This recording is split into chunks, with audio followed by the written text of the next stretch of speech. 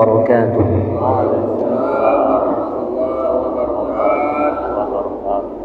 الحمد لله رب العالمين والصلاة والسلام على أشرف الأنبياء والمرسلين سيدنا ومولانا محمد وعلى آله وصحبه أجمعين. أما بعد رب اشرح لي صدري ويسر لي أمري واحلل عقدة من لساني يفقهوا قولي. Ma'asyiral muslimin wa zumratal mu'minin, jamaah Masjid Besar Jumhuriyah Pangkalan Balai rahimakumullah. Alhamdulillah wa syukurillah, kembali kita dipertemukan Allah Subhanahu wa taala dalam badan sehat walafiat untuk sama-sama belajar di majlis yang penuh berkah ini. Semoga Allah karuniakan kita keistiqomahan dalam iman dan Islam, dan senantiasa terus berupaya belajar meningkatkan kualitas iman dan takwa kita kepada Allah Subhanahu wa taala. Salawat dan salam semoga senantiasa tercurah limpahkan ke hari junjungan kita Nabi Muhammad sallallahu alaihi wasallam serta keluarga, sahabat dan pengikut beliau, termasuk kita di dalamnya. Semoga kita adalah umat Rasulullah yang setia dalam sunnahnya hingga akhir hayat kita. Amin ya rabbal alamin. Kita awali majelis kita sebagaimana biasa dengan membaca suratul Fatihah untuk pengarang kitab yang kitabnya kita kaji pada malam hari ini, yaitu kitab Khosais Al-Ummah Al-Muhammadiyah, pengarangnya Sayyid Muhammad bin Alawi Al-Maliki Al-Hasani. Dan kita kirimkan juga Al-Fatihah kepada seluruh ulama kita, guru-guru kita, dan semua orang-orang tua kita, keluarga besar kita yang sudah meninggal dunia. Semoga ruh mereka diterima oleh Allah Subhanahu wa taala dalam keadaan diampuni dan dilipat gandakan seluruh amal soleh mereka. Dan semoga kita semua juga diberikan kesehatan lahir batin, dimudahkan segala urusan, dilancarkan, dilapangkan rezeki kita, dan semoga kita diberikan Allah ilmu yang berkah, manfaat dunia dan akhirat. Ala hadhihi niyah wa kulli niyatin salihah wa ila hadratin nabiyil mustafa Muhammadin sallallahu alaihi wasallam. Al-Fatihah. أعوذ بالله من الشيطان الرجيم. بسم الله الرحمن الرحيم. الحمد لله رب العالمين الرحمن الرحيم مالك يوم الدين. إياك نعبد وإياك نستعين اهدنا الصراط المستقيم صراط الذين أنعمت عليهم غير المغضوب عليهم ولا الضالين.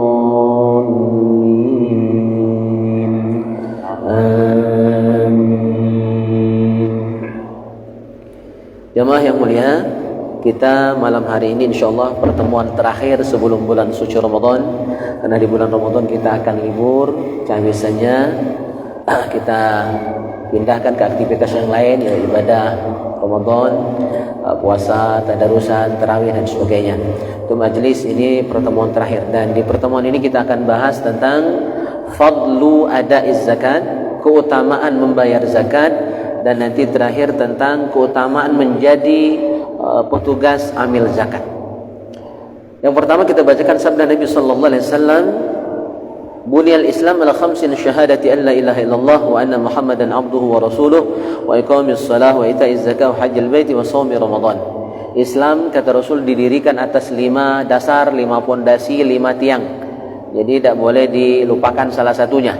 Karena udkhulu fi silmi kafah, masuklah Islam secara total, secara lengkap.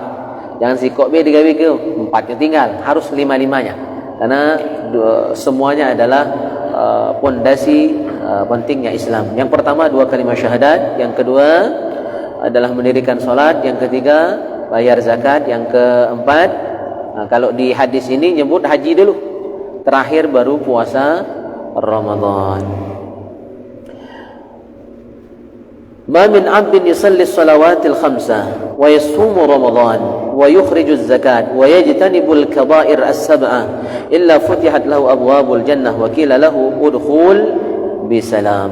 Dalam hadis lain disebutkan, tidaklah seorang hamba, seorang muslim, seorang mukmin melaksanakan salat 5 waktu, lalu berpuasa di bulan suci Ramadan dan mengeluarkan zakatnya, dan yajtanibul kabair as-sab'ah, menghindari semua dosa besar.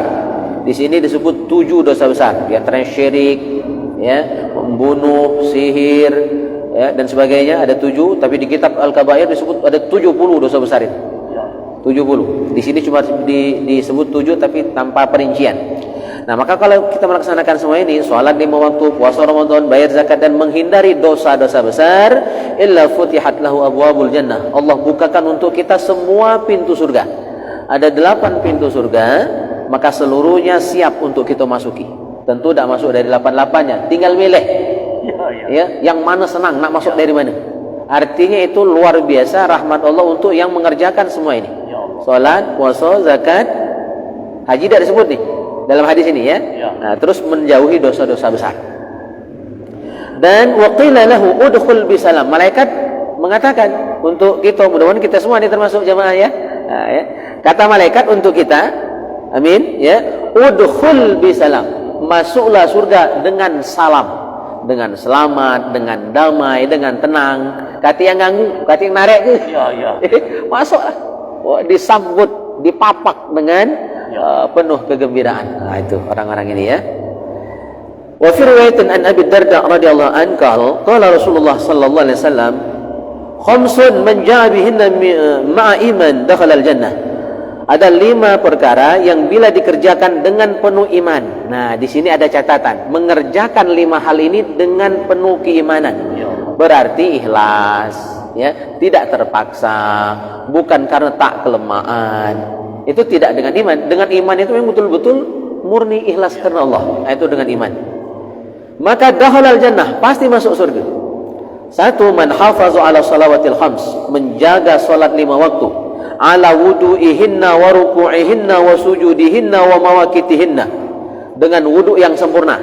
Nah, jadi salatnya sempurna, terus rangkaian yang terkait dengan sholat itu juga dilaksanakan dengan sempurna. Bukan cuma sholatnya, tapi wuduknya sempurna. Apa makna wuduk sempurna? Wuduk lahir batin yang sudah kita bahas. Wuduk lahir itu besok, wuduk batin itu ada taubat. Setiap kali membasuh anggota, wuduk masuk tangan, taubat atas dosa tangan, kumur-kumur, taubat atas dosa mulut, terus sampai ke kaki. Nah, itu wuduk yang sempurna. Terus, apa wuduk yang sempurna itu? Sudah kita bahas. Wajib dan sunnahnya dikerjakan semua. Tidak ambil wajib baik. Nyungkan, kecuali dalam kondisi darurat, air dikit, nak ngejar jamaah, misalnya kan, kita datang, qomat sudah dimulai, sementara kita belum wuduk. Boleh saat itu wuduk ngambil yang wajib baik. Darurat, karena nak ngejar jamaah. Ya, di luar itu sempurnakan wuduk kita. Terus waruku'ihinna, menyempurnakan rukuknya. Jadi rukuknya lama, minimal lah 3 kali macam tasbih. Man kurang dari situ sah, tapi kurang sempurna. Apalagi pecah yang tarawih yang dijauh itu, yang berapa menit selesai. Ah, itu tak sempurna. Sah pun tidak. Sepakat ulama yang paling keras tuh Buya Yahya mengkritik, itu tidak sah. Ya, kalau sah kurang sempurna masih mending. Ini lah tak sempurna, tak sah boleh. Nah, jadi rukuknya sempurna, wa sujudihinna, sujudnya juga sempurna, wa mawaqitihinna, dan waktunya juga sempurna. Berarti sholatnya di awal waktu, tidak kaget-kaget, tidak menunda-nunda sholatnya. Ini yang pertama. Salat masuk surga, ya. Yang kedua, wasana Ramadan, puasa Ramadan. Wa hajjal bait in istata'a ilaihi sabila, pergi haji kalau mampu. Wa a'taz zakat tayyibatan biha nafsuh, dan membayar zakat dengan baik, dengan sempurna. Jadi kalau nak bayar zakat yang sempurna, walaupun misalnya kita makan beras raskin, nak bayar pakai beras patin, bagus, afdol itu. Ya, yang tak sah itu makan beras patin, bayar zakat beras raskin, tak sah. Jadi kalau dia ke atas berarti sempurna. Kalau diturun ke bawah, turun ke standar, tak sah.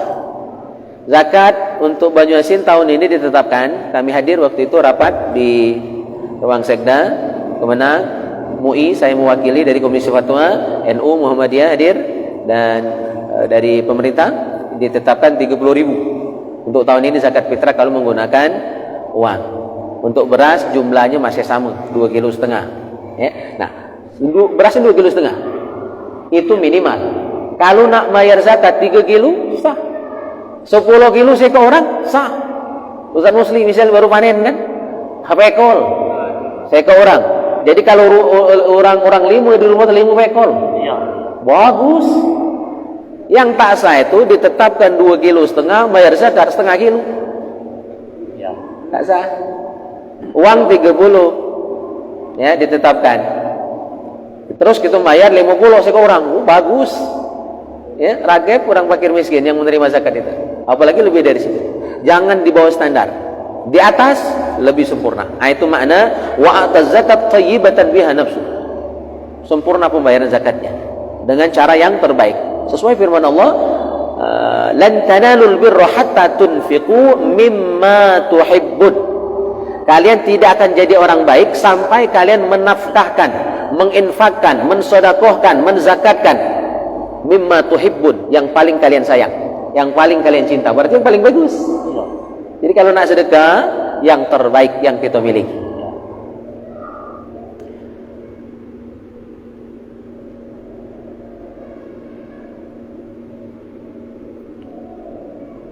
wa qad sa'ala rajulun Nabi sallallahu alaihi wasallam qala akhbirni bi'amalin yudkhiluni al-jannah. Nabi pernah ditanya sahabat, kata sahabat, beritahu saya ya Rasul amalan yang dapat memasukkan aku ke dalam surga. Qal, Rasul bersabda, ta'budullah la tusyriku bihi syai'ah. Sembahlah Allah dan jangan pernah menyekutukan ya Allah. Wa tuqimus shalah, dirikan salat, wa tu'tiz zakat, bayar zakat, wa tasilur rahim, dan sambung silaturahim. Jangan bebala, jangan begoco, jangan tak seteguran, jangan putus silaturahim. Nah, ini kesempatan kita, mumpung belum masuk Ramadan, mumpung masih bulan Ruah.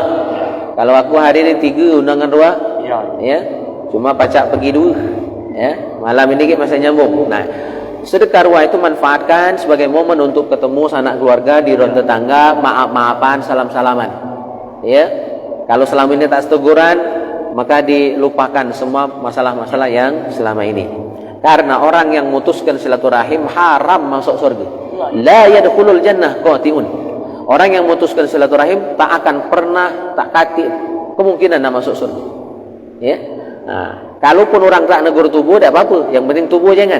Orang luat dengan tubuh tak apa-apa, yang penting tubuh jangan luat juga. Hama bela juga. Ya, yang penting kitanya tetap jalin silaturahim. Masalah dia nak nyambung ke nyapida, ya, nak nerima tubuh apida, itu urusan dia, itu dosa dia. Yang penting tubuh jangan. Ya. Karena sulit hidup kita nak mengharapkan semua orang senang dengan kita, tak mungkin. Pasti ada yang tak setuju. Cuma kita jangan luat dengan orang. Orang luat dengan tubuh dosa dia. Ya. Jangan tubuh benci, luat, tak senang dengan orang.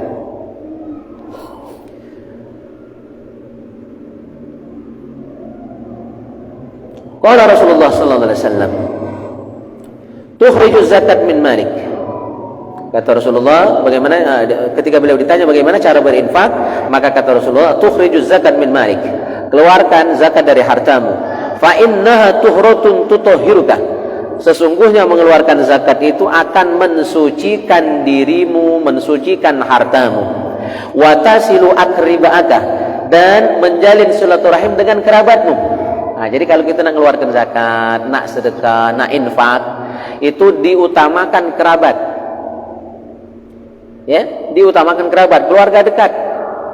Apalagi dekat rumah. Ya, itu lebih afdal. Ya, selama tidak tinggal serumah. Kalau yang tinggal serumah itu memang tanggungan dia. Ya, maka zakat tidak boleh diberikan kepada yang menjadi tanggungan kita. Keba, mi, ye, nye, itu tidak sah zakat. Anak, cucong tidak sah. Tapi kalau dulur, karena itu sudah dulur boleh, asal tidak serumah. Gitu. Jadi kerabat dekat yang bukan tanggungan kita untuk menafkahinya, itu lebih afdal untuk kita beri zakat. Dulur kita yang miskin, ya, tetangga kita yang tak mampu. Ini kaki bayar zakat, ngirim zakat ke Palestina misal, tetangga itu banyak yang sar. Itu tidak bagus. Senangkan dulu yang dekat rumah kita, ya, dulur-dulur kita, kerabat kita. Nah, itu lebih bagus. Dan itu pesan Nabi. Wa ta'rifu haqqal miskin, dan kalian engkau harus tahu hak orang miskin. Wal jar, tetangga, wasail, dan yang minta. Jadi yang diberi zakat itu yang terutama kata Nabi kerabat dulu. Sudah kerabat, orang miskin walaupun bukan kerabat. Terus yang ketiga tetangga walaupun bukan kerabat, bukan keluarga. Yang keempat asail, yang datang minta. Nah, kalau yang minta itu walaupun pecah nyuci tubuh dia mampu break. Kalau dia lah minta itu barangkali memang buntu nian. Ya. Kalau memang uji tubuh kayu, minimal pikirannya yang buntu itu. Awak lah suki masih nak minta. Ya, nah, break. Kalau orang minta break. Apalagi dia minta tuh sampai nyebut-nyebut nama Allah. Ya.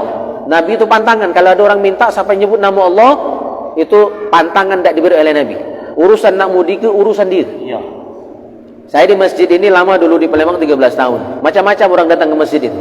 Ngaku habis ongkos, ngaku mu'alaf. Pernah dites oleh Pak Sodikun waktu itu, ketua MUI Sumsel, dan beliau ketua masjid kami juga di Palembang waktu itu. Dites, ngaku musafir habis ongkos. Puji Pak Sodikun, payuh, ku antar ke terminal. Ku beli kau tiket. Nak kemana kau? Ya, laba je tak gelek. Dia nak minta duit tu lah. Ketara mudi ke. Nah, walaupun nak itu misalnya, terserah break. Seikhlas tubuh yang nak break ke dia. Urusan mudi ke itu dosa dia. Ya. Yang penting kalau orang minta dengan tubuh dikit banyak kasih. Ya. Kita berlepas diri dari kebohongan dia. Pacaklah dia yang ngurusnya. Itu tanggungan dia, dosa dia. Di antara keutamaan zakat Rasulullah bersabda, "Man adda zakata malih faqad dhahaba anhu syarru." Barang siapa menunaikan zakat hartanya, berarti dia sudah menghilangkan keburukan dari hartanya itu. Apa keburukan dari harta kita? Maksud keburukan itu adalah dampak negatif dari harta yang tak dizakati. Ya. Apa dampak negatifnya? Di akhirat kage dan dikubur kage, dalam hadis disebutkan. Ya.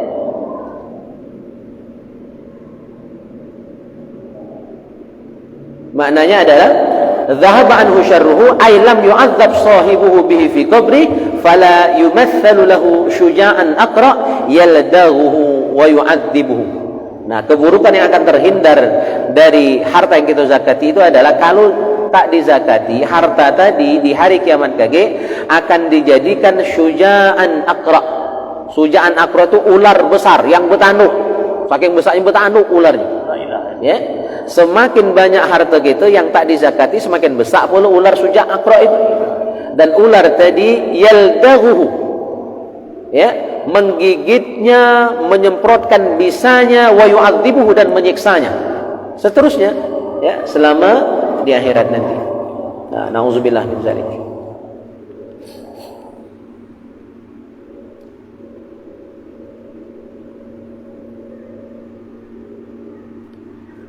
Wa qala sallallahu alaihi wasallam, hassinu amwalakum bizakat wa dawu mardakum bisadaqah wastaqbilu amwajal bala biddu'a wa tadarru. Lindungi harta kalian dengan zakat. Nah, itu pesan Nabi. Dan obati orang yang sakit di antara kalian dengan sedekah. Jadi nak melindungi harta itu dengan zakat. Kalau sakit, sedekah. Obat itu selain berubat, bukan sedekah berubat tidak, ya. Berubat ya, sedekah juga. Kalau kita sedekah itu yang pertama ada kepuasan batin, pacak nolong orang. Yang kedua, orang yang tubuh bantu tadi doa ke tubuh Pak Haji. Paling pendek doa orang yang tubuh tolong tu biasanya semoga Pak Haji sehat walafiat. Nah, doa orang tu semakin banyak yang tubuh senangkan, makin banyak doa orang. Makbul. Di situ sebenarnya nyambungnya. Ya, ngapa Nabi ngomong kalau sakit sedekah, insyaallah jadi obat. Ya. Nah, kita tuh mancing doa orang yang tubuh sedekah tadi. Dan kita yang diberikan kebaikan oleh orang lain sunnah mendoakan. Maka doa nerima zakat itu bukan cuma panitia ambil zakat mecenya. Apa doanya itu? Ajarakallahu fima a'taita wa barakallahu fima abqaita wa ja'alallahu laka tahuran. Siapapun yang diberikan kebaikan oleh orang lain, sedekah, infak, kiriman, lauk misalnya, dibawa lauk, balik sedekah arwah, di biasa Ustaz Musli, Ustaz Nasrawi kan? Nah, itu juga doa. Minimal doanya apa? Barakallahu fiik, ya kan? Bagusnya yang dibaca doa itu tadi. Doa waktu menerima zakat itu. Itu sunnah hukumnya. Wastaqbilu amwajal bala' bid-du'a wa tadarruk, dan bersiap-siap menghadapi gelombang bala dari Allah. Bala itu ujian, musibah. Nah, siap-siap mak mana menghadapinya? Bid-du'a wa tadarruk. Dengan doa, ya, memperbanyak doa kalau ada bala, ada musibah, wa tadarruk, dan merendahkan diri di hadapan Allah. Jangan ditantang. Nantang bala, tak boleh. Ya. Walaupun kita hebat, banyak kebacaan, tidak boleh nantang bala. Jangan. Ya, itu ujian dari Allah. Nah, terakhir kita bahas tentang keutamaan jadi amil zakat. Ya, biar semangat kayak petugas amilnya itu. Ya. Rasulullah bersabda, "Al-'amil 'ala as-sadaqah bil haqq li wajhi Allah ta'ala kal ghazi fi sabilillah 'azza wa jalla hatta yarji'a ila ahli." Seorang amil ya, zakat yang mengerjakan tugasnya bil haqq dengan benar. Nah, itu catatannya. Amil yang bertugas dengan benar li wajhillah, ikhlas karena Allah. Ya. Tugasnya benar dilaksanakan, ya, sempurna dikerjakan dan ikhlas karena Allah. Kata Nabi kal ghazi fi sabilillah, sama seperti pejuang, sama seperti mujahid fi sabilillah, sama macam orang perang musuh orang kafir. Ya. Ya. Hatta yarji'a ila ahli, sampai dia balik ke rumahnya. Ya. Nah, tinggal makna amil ini apa? Ya. Ya. Karena disebut Nabi sampai balik ke rumah. Amil itu pegawai, amil itu pekerja. Yang namanya bekerja aktif. Maka amil sesungguhnya adalah orang yang bertugas secara aktif, jemput bola. Jadi harta zakat itu dijemput dari orang kaya, dari muzaki, dikumpulkan di Baitul Mal atau di tempat pengumpulannya, di bendaharanya. Terus setelah terkumpul nanti diberikan kepada para penerima zakat. Jadi amil semua itu sebenarnya bekerja. Kalau di kita, mohon maaf, amilnya belum seperti yang sesungguhnya. Kalau zaman Nabi itu disuruh jemput, datang isianu, ambil zakatnya, kumpulkan di Baitul Mal. Setelah terkumpul nanti diberikan kepada ya fuqara, masakin dan seluruh amil. Itu baru disebut amil, aktif. Kalau kita kan nunggu, makanya kurang maksimal zakat kita. Ya, di mana-mana kurang maksimal. Seharusnya memang kita sudah punya data muzaki, data mustahik. Jadi tidak payah lagi, tinggal nyingok. Dan ini ketika saya masih di Al-Amir, saya wakil ketua UPZ Al-Amir saat itu aktif. Jadi setiap kantor itu, karena di sana tuh muzakinya orang kantor itu lah, setiap OPD itu kami datangi. Siapa yang nak berzakat? Didatangi. Alhamdulillah. Kalau sebelum itu cuma nunggu di Al-Amir, dapatnya cuma per tahun itu zakat fitrah dan yang lain-lain cuma dapat 2 juta, 3 juta paling besar. Ya. Sejak kita datangi, tembus saat itu sampai 35 juta. Nah, cobalah kalau ambil seperti itu, insya Allah maksimal hasilnya. Orang kaya itu bukan tak galak bayar zakat, kadang-kadang tak tahu cara ngitungnya, ya kan? Atau mungkin dia langsung nyerah ke masing-masing orang yang dia percaya, fakir miskinnya langsung, sehingga akhirnya kadang-kadang bertumpuk, ya, pembagian tidak merata. Ya, ada yang mendapat banyak, fakir miskin itu ada yang dapat dikit, ada yang tak dapat, karena datanya masing-masing, ya, tidak satu data. Jadi ingin saya tekankan adalah amil itu memang aktif, jemput bola, aktif menarik zakat, dan aktif juga ketika mengantarkan zakat. Maka kita tidak ingin di Pangkalan Balai ada kejadian cak di jauh ngantri, paling-paling kan dapatnya paling besar lah 100.000. Jula-julaan ada sampai korban, ada yang sakit, ada yang sampai mati, jula-julaan. Ya. Nah, itu kita tidak ingin. Kita harus menghormati mustahik itu, diantar ke di Pangkalan Balai, termasuk di sini kurasa diantar. Itu cara yang bagus. Berarti amilnya bekerja. Nah, itu yang kita harap. Nah, cuma belum sampai jemput muzakinya. Ini yang belum begitu. Al-amil, kata Rasulullah sallallahu alaihi wasallam, al-amil idza ustu'mila fa akhadha al-haqq. Seorang amil zakat apabila dia bekerja, ya, lalu mengambil harta zakat tadi dari muzaki dengan cara yang benar, hitungannya benar, caranya benar, tidak main selip-selipan, ya kan, memang sebenaran, ya. Wa a'tal haq, dan memberikan juga nanti kepada mustahik dengan cara yang benar juga. Lam yazal kal mujahid fi sabilillah hatta yarji'a ila baiti, maka dia sama dengan mujahid, orang yang berjuang menegakkan agama Allah sampai dia pulang ke rumahnya. Lagi-lagi pahalanya sama cak jihad. Masya Allah, ya, jadi amil. Wa kasbul amil huwa khairu kasbin, pekerjaan sebagai seorang amil, kata Nabi SAW, adalah sebaik-baik pekerjaan. Khairu kasbin, itu Nabi yang bilang, sebaik-baik pekerjaan adalah jadi amil zakat.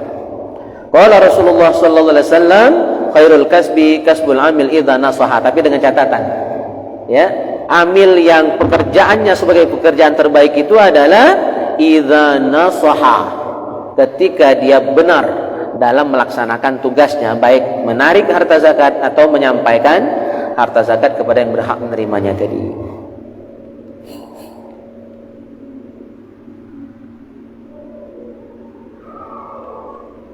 Innal khazin al-muslim al-amin alladhi yanqulu ma umira bihi fayu'tihi kamilan muwaffaran tayyibatan bihi nafsuhu fayadfa'uhu ila Allah alladhi umira bihi ahadul mutasaddiqin. Ini hebat juga. Jadi amil ini baca dapat pahala sedekah juga. Kata Nabi, seorang bendaharawan, bendahara, tukang pegang duit, ya, amil ini termasuk itu juga, ya. Yang muslim, al-amin, yang pacak dipercaya, alladzi yanqulu ma umira bihi, yang menyampaikan apa yang diperintahkan untuk diberikan. Ya. Dia narik duit dari yang kaya, terus dikumpulkan dan dikasihkan kepada yang berhak menerimanya. Itu kan amin. Ya, termasuk juga tugas-tugas bendahara ini. Jadi luar biasa bendahara itu. Ini bendahara Pol PP, Masya Allah, ya. Kata Nabi, kalau dia yu'tihi kamilan, memberikan amanah tadi secara sempurna, ya, kamilan muwaffaran tayyibatan nafsuhu, dengan sempurna, dengan baik, fayadfa'uhu ila alladhi umira bihi, sehingga sampai amanah tadi kepada yang berhak menerimanya, ahadul mutasaddiqin, maka dia termasuk salah satu dari orang yang bersedekah. Berarti kita walaupun cuma perantara, amil kan cuma perantara, penghubung antara muzaki dengan mustahik, ya, maka kita pun termasuk dapat pahala sedekah, padahal cuma merik ke baik, cuma jadi lantaran. Nah, saya teringat yang membahas hal ini dulu, saya sering diskusi cukup dekat dengan Pak Lakamis, Pak Kajari Kito yang lama, 3 tahun beliau tugas di sini dan luar biasa dekat dengan kami. Beliau pernah menyampaikan hadis, al-yadul ulya khairun minal yadis suflah, tangan di atas lebih mulia daripada tangan di bawah. Pemahaman kita selama ini, yang sedekah lebih afdal daripada yang menerima sedekah. Itu jamak pemahaman itu. Tapi saya baru dapat pemahaman pertama kali di luar itu dari beliau. Padahal cakap ini 3 tahun yang lalu. Bukan 3 tahun yang lalu, lebih. Karena beliau sudah tidak tugas 2 tahun. 5 tahun yang lalu. Saya masih ingat betul. Kata beliau, makna hadis itu adalah bukan cuma yang sedekah yang lebih afdal itu, tetapi maksud tangan di atas itu adalah yang menjadi sebab, yang menjadi wasilah orang itu sehingga bisa bersedekah.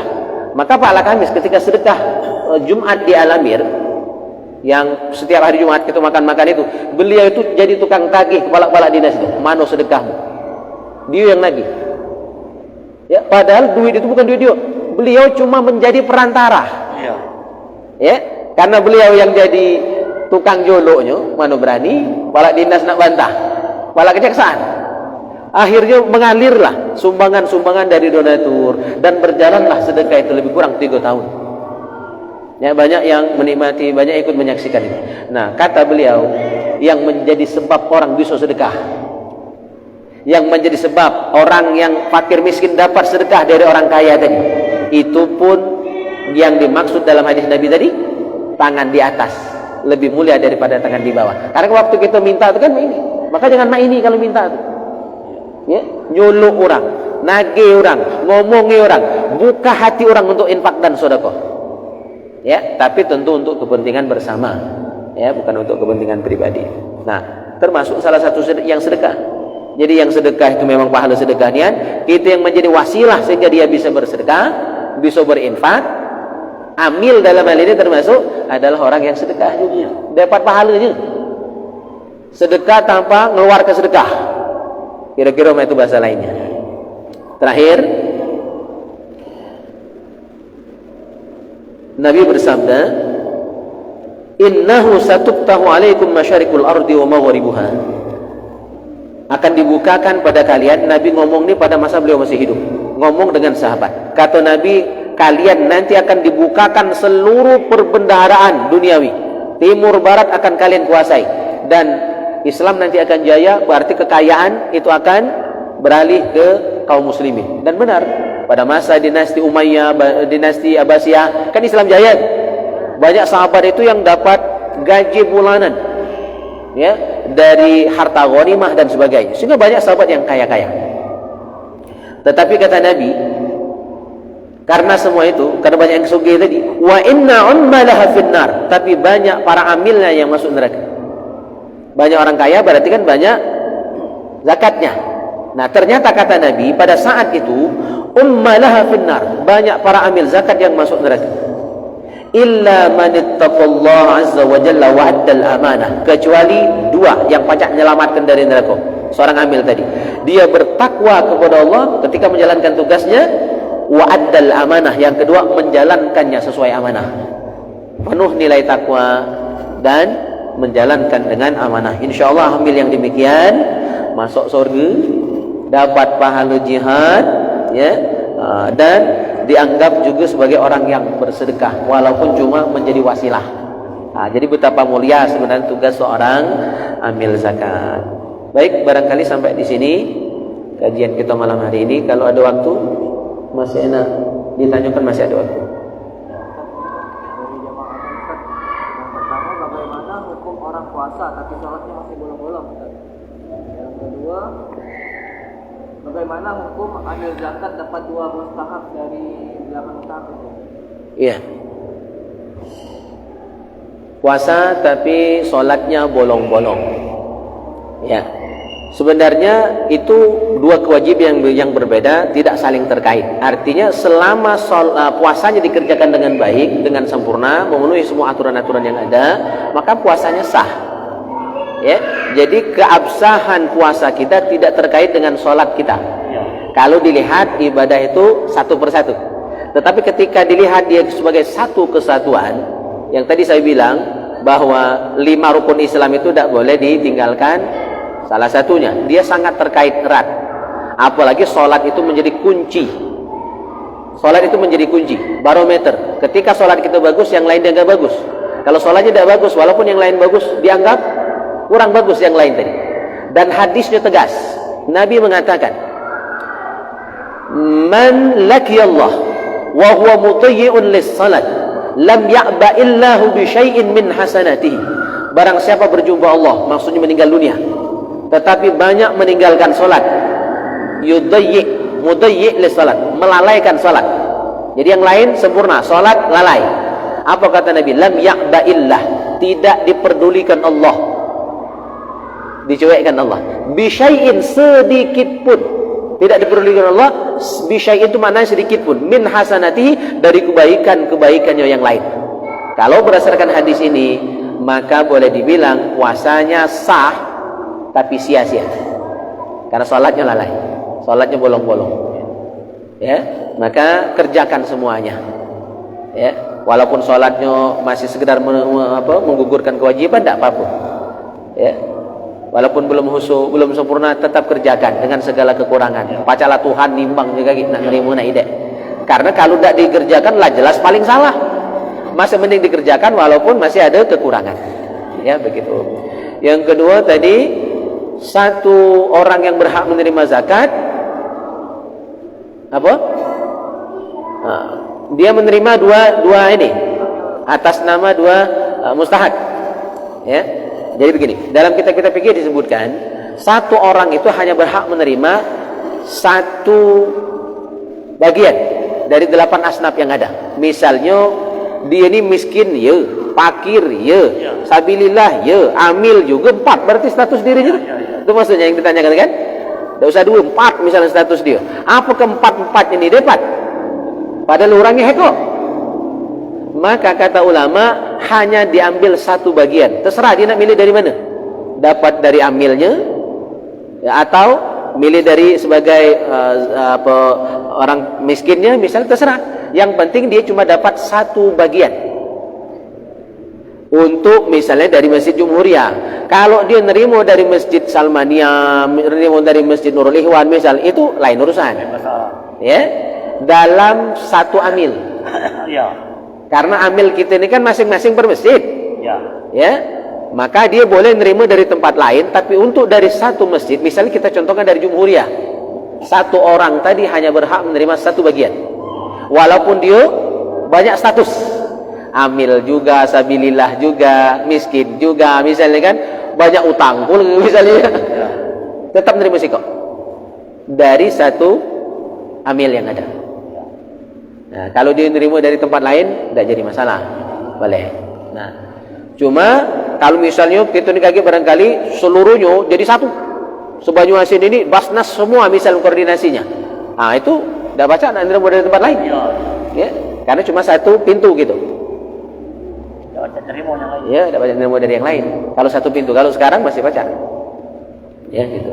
Nah, dan juga tidak perlu dipermasalahkan, biasanya juga tidak perlu besar kan, paling-paling 100-200 dari sikap masjid lain lah sama itu pun 100-200. Kalau 5 masjid paling-paling ya 1 juta, itu pun cuma setahun sekali. Ya, gitu. Nah, intinya dari satu lembaga amil dia cuma berhak menerima satu bagian. Kami ini yang sulit, Ustaz, sebagai panitia penyelenggara apa namanya? Ya, amil zakat. Amil. Kita takut kalau seadanya kami tidak benar sesuai dengan perintah itu. Ya, maksudnya kan lagi duit ini kan diterima, kemudian kaki waktu itu ada nerima. Nah itu kan penerimaan apa namanya? Penerimaan. Iya, iya. Iya, iya. Itu juga pernah terjadi. Jadi kalau cara kami dulu di Al-Amir, jadi kita bagikan 2 hari sebelum Lebaran. Jadi lebih bagus, lebih cepat pembagian, karena kita memikirkan orang yang menerima zakat itu dia akan menggunakan uang tadi untuk mungkin beli baju anaknya, nak beli ayam, nak beli kue. Kalau mepet-mepet nanti mereka tidak sempat. Jadi maka kita di Al-Amir patok 2 hari sebelum hari raya kita sudah bagikan. Tapi ternyata masih ada yang ini, masih ada yang bayar zakat, tetap kita terima, tetap kita pasti lihat. Tapi dengan catatan dibagi. Ya, dibagi. Dengan catatan dibagi. Yang pertama, fokus kita adalah yang belum pernah mendapatkan bagian. Maka kalau cara di Al-Amir itu saya yang punya konsepnya, itu tanda tangan yang nerima. Ya. Dipoto. Ya, bukan untuk di-share tapi untuk bukti bahwa kita memang betul-betul bekerja. Tanda tangan dan dipoto. Sehingga ketika ada dana baru, kita upayakan data baru juga. Data terbaru juga yang belum masuk di data kita. Kita data ulang. Minta data dengan kawan-kawan yang lain, ya. Kalau misalnya sudah mentok, maka kita tambahkan kepada yang sudah ada datanya, tapi kita utamakan yang fakir miskin. Jadi mereka didobelkan. Ya, atas jatah fakir miskin. Karena sudah sempit waktu untuk mencari mustahik yang lain.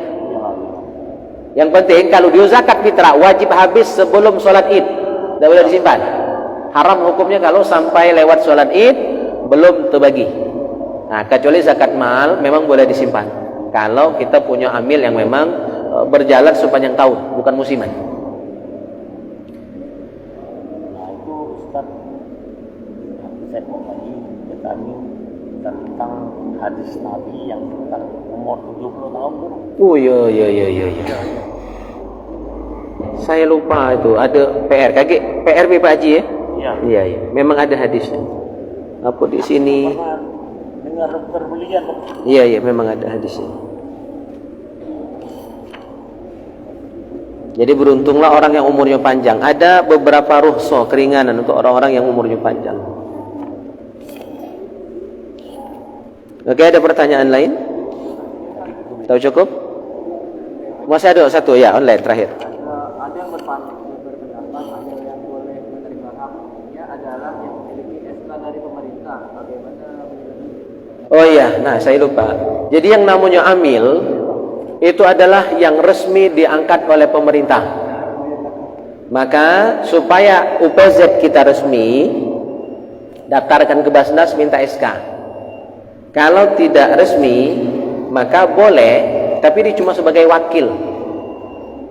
Kekurangan, amil yang tidak diangkat oleh pemerintah, dia tidak berhak mendapatkan jatah sebagai seorang amil. Tapi dia boleh memberikan jatah fakir miskin, boleh. Cuma mage ke baik, dia tidak berhak dapat jatah atas nama amil. Kalaupun dia nak diberi, bukan sebagai amil, misalnya sebagai sabilillah, misalnya sebagai orang yang punya utang, mungkin sebagai orang fakir miskin, tidak atas nama amil. Nah, ini mungkin kurang sosialisasi dari Basnas, bahwa setiap amil yang ada di masjid-masjid itu harus membentuk yang namanya UPZ. Caranya mudah, tinggal bawa struktur amil gitu, bawa ke Basnas, minta SK dari Basnas, itu sudah resmi. Ya, tinggal kertas harusnya. Karena amil itu harus dari pemerintah. Kita sudah punya undang-undang Perbasnas, ya. Dan yang ngurus zakat di Indonesia sudah ada dari pusat Basnas sampai ke kabupaten. Nah, di bawah level kabupaten itu namanya UPZ, unit pengumpul zakat. Ya, jadi minta SK nanti unit pengumpul zakat. Nah, itu baru dianggap amil yang resmi. Kalau tidak ada SK dari Basnas, berarti amilnya tidak resmi. Boleh nerima zakat, tapi cuma sebagai wakil dari yang punya harta. Dia tidak berhak menerima bagian dari 8 asnaf itu, yang salah satunya amil, karena dia bukan amil yang resmi. Maka tidak tahu di sini sudah resmi apa. Magi kan pacak, tapi dirinya itu tidak dapat jatah dari sebagai amil, karena bukan amil yang resmi. Itu tinggal surat menyurat baik sebenarnya. Kalau yang sebelum-sebelumnya oke lah, karena ini memang banyak belum merata, belum tersosialisasi dengan benar, dengan umum. Nah, tinggal mungkin untuk tahun ini kita bisa dibenahi. Tinggal datang ke kantor Basnas kok. Baik, barangkali ini pertemuan kita malam hari ini semoga berkah manfaat, dan ini pertemuan terakhir sebelum Ramadan. Saya mohon maaf lahir batin. Marhaban ya Ramadan, selamat menyambut bulan suci Ramadan, dan semoga bisa ibadah maksimal nanti selama bulan suci Ramadan. Kita tutup majelis kita sementara ini dengan doa kafaratul majlis. Subhanakallahumma wa bihamdika asyhadu an la ilaha illa anta astaghfiruka wa atubu ilaik. Wassalamualaikum warahmatullahi wabarakatuh.